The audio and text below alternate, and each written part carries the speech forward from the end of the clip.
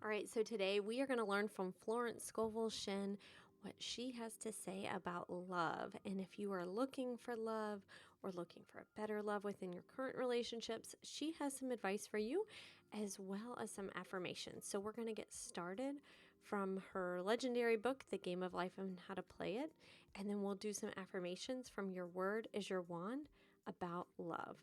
All right, let's hop in. Real love is selfless and free from fear. It pours itself out upon the object of its affection without demanding any return. Its joy is in the joy of giving.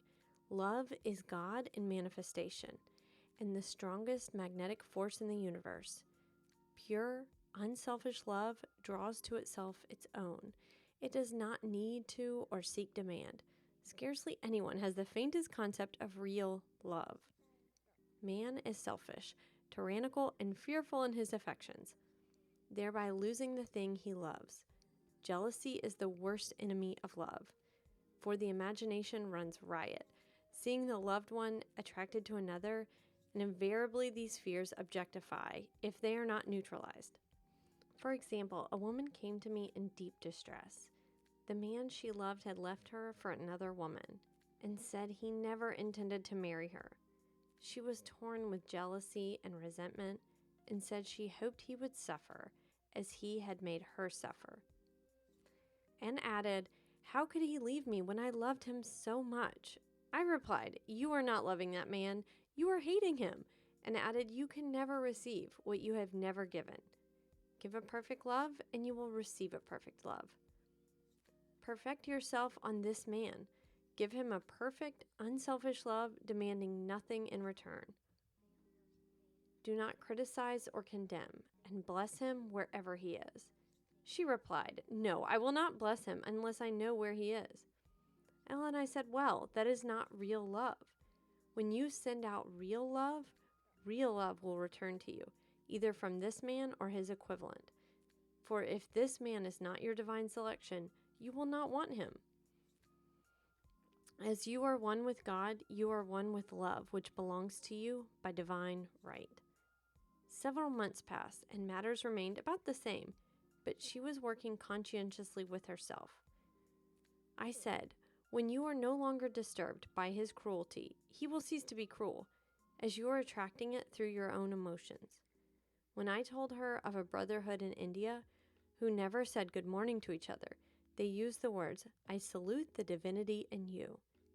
They saluted the divinity in every man and in wild animals in the jungle, and they were never harmed, for they only saw God in every living thing. I said, "Salute the divinity in this man, and say, I see your divine self only. I see you as God sees you. Perfect, made in his image and likeness." She found a way of becoming more poised and gradually losing her resentment. He was a captain, and she always called him the Cap. One day she said suddenly, "God bless the Cap, wherever he is."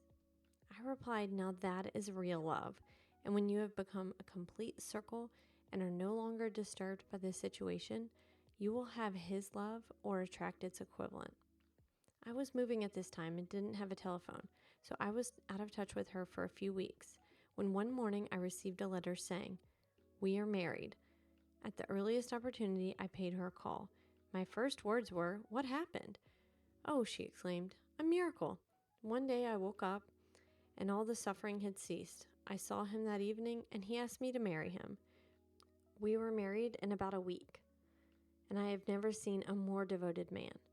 There's an old saying, no man is your enemy, no man is your friend, every man is your teacher." So one should become impersonal and learn what each man has to teach him, and soon he would learn the lessons and be free. The woman's lover was teaching her selfless love, which every man sooner or later must learn. Suffering is not necessary for man's development. It is the result of the violation of spiritual law. But few people seem to rouse themselves from their soul sleep without it. When people are happy, they usually become selfish, and automatically the law of karma is set into action. Man often suffers loss through lack of appreciation. I knew a woman who had a very nice husband, but she often said, "I don't care anything about being married, But that is nothing against my husband. I'm just simply not interested in married life. She had other interests and scarcely remembered she had a husband. She only thought of him when she saw him. One day, her husband told her he was in love with another woman and left. She came to me in distress and resentment. I replied, "Isn't exactly what you spoke the word for? You said you didn't care about being married, so the subconscious worked to get you unmarried." She said, "Oh, yes, I see. People get what they want, then feel very much hurt." She soon became in perfect harmony with the situation and knew they were both much happier apart. When a woman becomes indifferent or critical and ceases to be an inspiration to her husband, he misses the stimulus of their early relationship and is restless and unhappy.